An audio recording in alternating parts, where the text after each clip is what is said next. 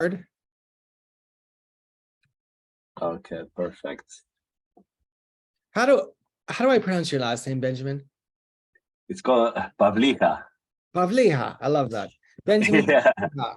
I love that. Well, welcome to the Empower Network. We're recording, we're live, and we're going to talk yeah, about alcohol today. And you're going to give some really cool insights as we tell your story, because you are a coach that works with people or executives and you help them live an alcohol-free life, which is probably not a normal life that most people live. Most people are having at least a drink or two or three or 10 a week. yeah, Yeah. indeed. And such a cool story, because as we talked, whatever, 3 weeks ago when we first started, I watched some of your videos. I was like, wow, you have quite the journey. So can we open up with that? And I know you're coming to us from Dubai. So Sure. what time is it for you there? Are you 12 hours, 8 p.m.? Yeah, 12 hours ahead, so it's 8 p.m. here, yeah. Awesome. And oh, yeah, firstly, Amos, thank you so much for having me and for inviting me. I really appreciate it. And sure, yeah, I can quickly share a bit my story and um, why did I decided to actually do what I'm doing right now. So basically helping people to actually live an alcohol-free lifestyle. I'll try to be a bit short because the story can go on and on and on. That's okay. No, but in a nutshell, so I struggled with the alcohol addiction, and now when I look back, I can say it was an addiction because maybe while I was in the midst of it, I was not ready to admit that I had a problem with alcohol. But Hmm. I struggled with that for around 10 years. I started drinking very, let's say, normally, like any teenager when I was 16. And it was, let's say, I started drinking heavily from the get go. But when you're in high school, when you're studying, this seems like a very natural thing to do. So Hmm. you never think of the fact that you might actually have a problem. But I have experienced some instances when I saw some red flags in me already when I was, for example, 21, 22.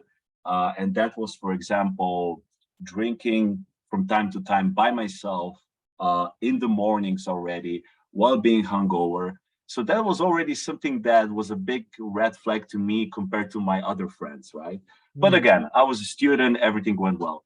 And then when I turned 24, I started working in Amsterdam in a big corporate in marketing.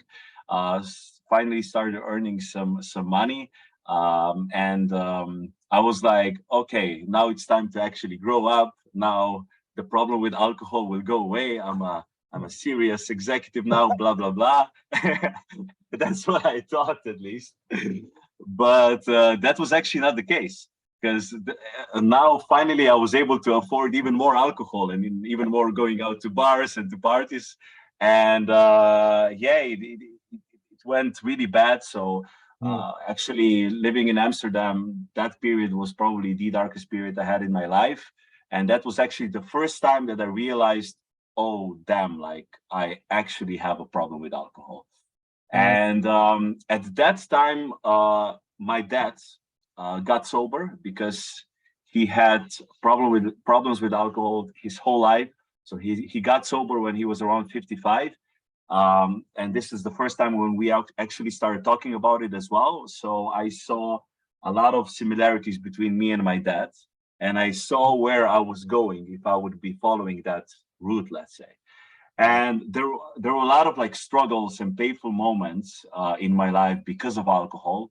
Like I said, the darkest period was really just drinking by myself alone, not socializing at all, while on the outside still having this normal life.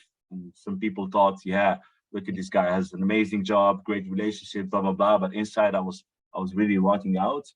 And but then like the tipping point was for me when actually my best friend called me once, and he told me that basically if I continue with this behavior, he will not be able to hang out with me anymore because I really became like Wow. a shadow of a man who I was in the past. And am I allowed to curse here? Oh yeah, do your Okay, okay. I fucked him over so many times that he said like, okay, that's enough. And he, funny enough, so my dad had a problem with alcohol. My best friend, he had a problem with alcohol. And he stopped 1 year before me, and that was the friend who told me basically this. So that um, conversation was so painful to me. So the fact that I could potentially lose my best friend because of this attractively packaged poison, let's say, Oh, made me to actually finally stop drinking at age 26. So that was 2 years and a half ago.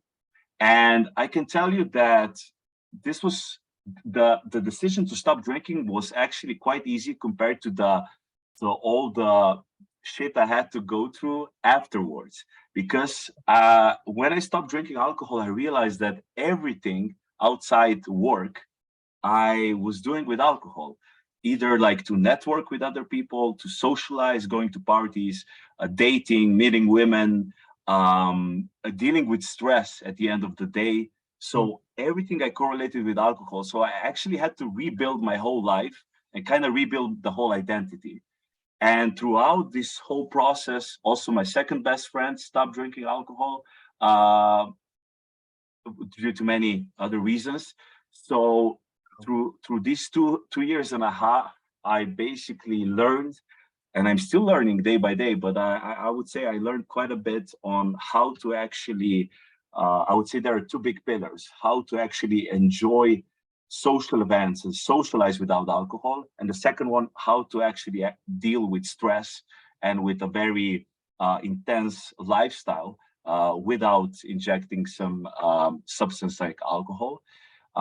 So it was purely learning by my own experience, but as well learning by the experience of my dad and my two best friends who all basically stopped drinking around the same time as me. And yeah, around 3 months ago, I would say, I basically the fact that I was receiving a lot of questions from a lot of friends and acquaintances of like, oh Ben, like how did you manage to change? How are you actually going, I don't know, out socializing now without alcohol? I saw that people are quite interested in this topic. So this is when I realized that, wow, firstly, I think people really would love to hear maybe what I have to say in that sense.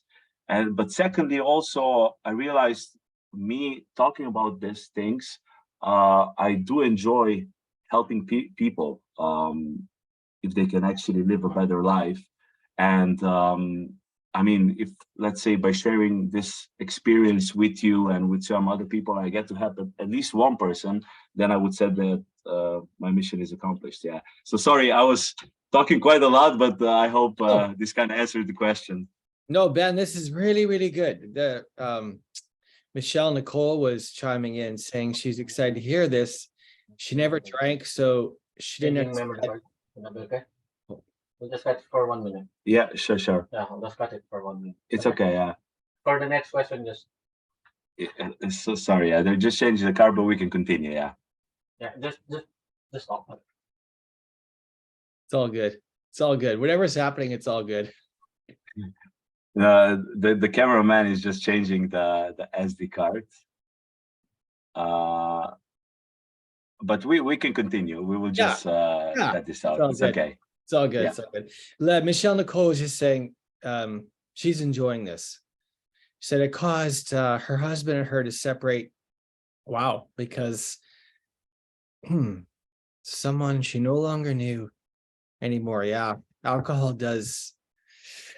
It's interesting, Ben, how they lace. So the government taxes alcohol, and anything they seriously tax, it's like you got to question because why are they allowing it in the first place? Because they did that with cigarettes. They're doing it now with in Canada. All the drugs are pretty much legal now, but they're taxing. Yeah. So it's like it's slave juice. I remember someone telling me, they're like, Amos, it's slave juice. You know this, right? Like just like coffee, slave juice, because what it does to the brain and alcohol. And I was like, what do you mean it's slave juice? Like I don't drink a lot, but I drink a little bit. But they showed me some studies. They're like, alcohol feeds all types of cancer. I was like, what? I thought it was good for me because you think wine, a little bit of the grapes, but Yeah. so what does it look like for you now? Because you obviously were someone that consumed you enjoyed yourself, enjoyed your life, and alcohol was a part of it. And then you had your father go through this, you had your friends threaten, basically shake you and go, Ben, you got to wake up from this. What is life like now when you go out, or when you go, because you have a job now still, you go networking? What does it look like to be on that side of it? Yeah, so it was quite a journey, let's say. I would say that right now, being 2 years and a half into this, I do feel like very confident in my new identity, and I do feel very also comfortable while hanging around people that actually do drink alcohol. And but at the beginning it was quite hard, right? At the beginning I was not actually sure if I'm going to be actually able to stick to the decision, but I was also very, very afraid to disclose to people. I disclosed my decision and my past with my family, close family and close friends. But for example, if I would go to a networking event at the beginning, I would always say, "Oh yeah, I'm just doing like a challenge with my friend. It's like a 30-day no alcohol challenge. I'm not an alcoholic. I don't have a problem with alcohol. It's just like a fitness challenge, right?" Because at that time, and this is also something like I would say a big thing that helped me when I stopped drinking, was I really went into working out a lot, right? So each day I would work out, and this really helped me out with managing the stress, but also like feeling good and not having the need to actually have alcohol. So people were like, okay, this guy is like working out, so he has this alcohol-free challenges. But right now I would say, due to the whole experience and repetition of going to different events, networking events, parties with some people that drink a lot, don't drink a lot. Yeah, it's just being, let's say, firstly, very comfortable in my own skin, and just saying sometimes only like, yeah, I don't drink alcohol, and I don't have the need to explain myself. And but then you see, because some people actually are really interested to hear why you're not drinking. Some people, they don't actually care, because why would they care, you know? But then the second thing that I learned is to really be as proactive as possible, because at least at the beginning, when you go to an event and you see that, oh, everyone is like drinking, you think everyone is like having more fun than you. But if you're actually being proactive and you start kind of like introducing yourself to different people, doing the first step, approaching different people, and kind of getting into this social flow, I actually realized that you can be high out of this social flow much better than the buzz that you get from the alcohol. And this is also something that I've tested with a couple of my clients right now, and also my friends and my dad, and they can all confirm they have the same experience. So I would say that's like the biggest learning that I had from all these kind of like socializing and networking events. So you end up being the most alive and awake at the parties and the networking events, and you're getting it from a more authentic release of dopamine and oxytocin, because you're getting that from, that's the connection, the love chemicals. So you're actually experiencing a chemical cocktail, not from a substance that's obviously decreasing you, but just from the way that you're being. Yeah. It's amazing. Yeah, basically, and the thing is that, I mean, it is a process, and maybe the first time you experience it, it's kind of like you don't know what's happening if you never experienced it before.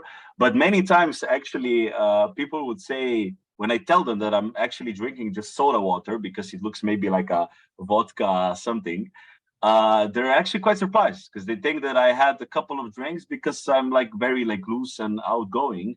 But of course, let's say at the beginning I was not like that. So it is a gradual process that you have to get used to. Yeah. And I would say by practice and also implementing a couple of mindsets, and actually just one mindset that I would like to mention right here that really is something that I'm working on a daily basis, not just for this, but like in general, is just realizing that, because you go to like a social event or networking event and you're thinking, oh, what will this person think of me, what would this person think of me? But then you actually realize, no one is actually giving a fuck about me. No one gives a fuck about me, right? So why would I care what people think of me? And when you actually internalize this, you're like, oh, I can do whatever I want here, and it's all Yeah. good. Yeah. So I don't know if you ever had this experience, but it's quite nice. Yeah. I don't. I never drank alcohol. The odd time. I was always heavily sports and health and nutrition. So I can't, I don't, I've seen it though. I have I have a number of people, well, a number of people in my life. Actually, my brother just told me he stopped drinking alcohol, and he's like Oh, really? very, very successful, owns a lot of companies, and he said it's the best. I think he said 2 months. He said, because he would just drink every night, gin or scotch or whiskey. And he said Yeah. sleep is better. He said his mind is clear. He's a little bit of weight's come off. So he said, I can't believe I went all these years, because he used to do that at the end of the night to do Yeah. rest, because there's a lot going on in his world. And he, standing on the stairs through 2 or 3 nights ago, he said, I feel the best I've ever felt. So Amazing. why, okay, you're coaching people in this and you're helping them work through this process, because there's a lot of social pressure, whether it's real or whether we think it's real, and so we act on it because, what is everyone going to think of me, and really no one's thinking of you. But Yeah. how do you help people walk through the process of that, Ben? Because that's everyone thinks that everyone drinks, and if you don't drink, oh, you must be an alcoholic, and then there's a sense of shame, or you're in recovery. And even that's a whole story that we tell ourselves. But how do you help people walk through this if they're on the side of, well, I like to explore not having as much alcohol in my life, because I'm not convinced it's doing me any good. How do you do Yeah. that? Yeah. Good question. So, firstly, in these two months, when a potential prospect approached me that they would want to work with me, obviously from the get-go they already kind of have an open mind to that, right? So they are in the phase that they want to do a potential change. However, normally they're not really sure if they can actually do it, like if they can actually be the one to live the alcohol-free life. Hmm. So the first, I would say there are like two big building blocks that I tackle with my clients. So the first one is just identifying different beliefs, old beliefs about alcohol, Hmm.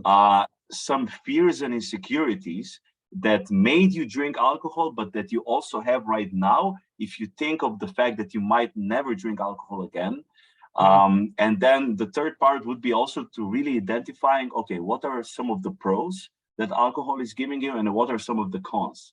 So then we're trying to outweigh this, right? So the goal is first, in the first part, really changing these old beliefs and really showing the client that a lot of these beliefs are actually quite false. And seeing that, okay, a lot of these fears and insecurities are mostly correlated with socializing. And lastly, when it comes to pros and cons, I do agree, alcohol gives you a lot of pros, at least, let's say, I would say fake cons. Sorry, fake pros, so Yeah. fake advantages, because it just makes you it deadens your brain, right? That's why you think that you're getting some advantages. But then really seeing, okay, what are all the negative aspects? So the client then understands that, yeah, it, it's quite a rational decision that you might want to stop drinking. But then the second big building block is then very practical. And this one is really sharing my own experience about these two big blocks that I mentioned before, which I see in a lot of clients, which are just socializing. But second one, similar like to your brother, relieving the stress after a hard day of work. So sharing my own experience with that, but also then identifying really what are their specific pain points of these social aspects and stress relief aspects, and then how can we tackle that together. So normally I do one-on-one coaching. So let's say the first part, it's more about really diving deep into your conscious and subconscious. And it's a lot on, like, let's say, talking. But then the second part, it's very, very practical. So I will give you a lot of weekly assignments, and I will What? kick your ass if you will not do that, because you need to go in the real world and actually try it out. Otherwise, if we just talk, Yeah. nothing's gonna happen, right? So Yeah. that's kind of my process right now. Yeah. I love it. Dorothy Knight is watching and she says, alcohol blocks our life force energy big time. Haven't had a drink in over a decade. She said that's why it's called a spirit. They're called spirits. And that's a fascinating thing. When you start looking at how alcohol was created and what we're actually ingesting, it can go down the rabbit hole because you're like, okay. I remember someone saying, people don't have ideas. Ideas have people. And so you better make sure you know what ideas have you. And Yeah. alcohol consumption is one of those ideas that has us. And then it's an energy that takes us over when we're drinking. And this is really True. cool that you do this work, Ben. Thank you so much.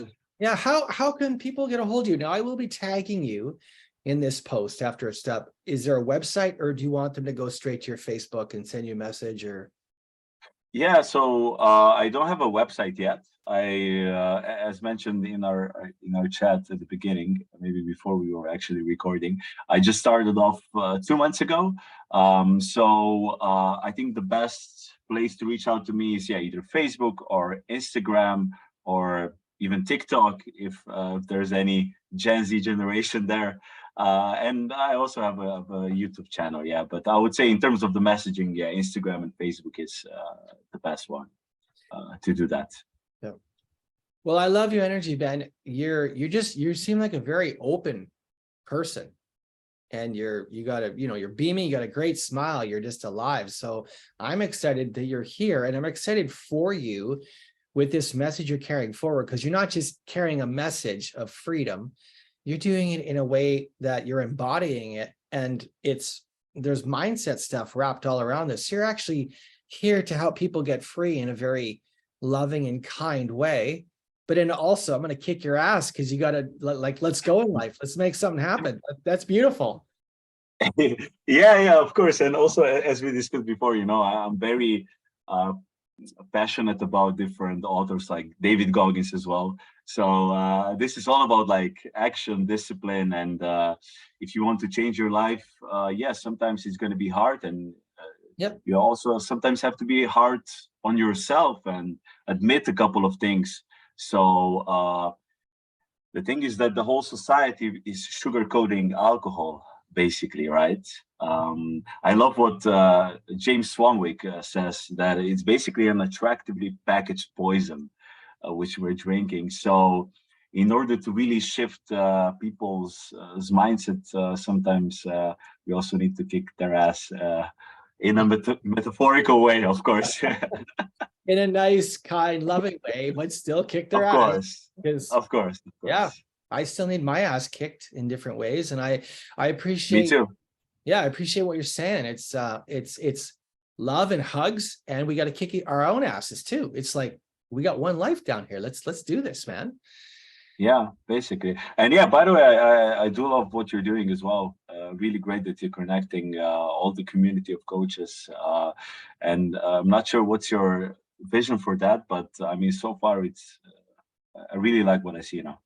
Awesome. Well, thank you. And we'll talk about that more as it rolls out. There is an actual plan. This is the precursor, but I'm glad you're here because you're just such a rad guy, and we need more cool. I'd like to get more awesome dudes in this. There's a lot of wonderful women, awesome women, and I don't know. Maybe you can help me attract more great men to this, because we need that as well. That's it. First, I need to make sure that they're alcohol free, and then I can bring them in. That's the process. Oh, awesome. Well, thank you for being here, Ben. And thank you, Amos. Yeah, my pleasure. Thanks for being on the Empower Network. If you've been watching this and you are just digging what Ben's saying, or you're curious, reach out to him, friend him on Facebook, send him a message. If you send him a message before you friend him, he may not see the message because of how Facebook categorizes our inboxes now. Just be aware of that. But Ben, this was a blast, and we'll find. So I'd love to have you on a roundtable. We'll figure that out, but we'll figure it out. I'm more than happy to do that. More than happy to do that. All right. All right. Thank you so much. Thanks, brother. Have a good one. Thank you. Bye-bye.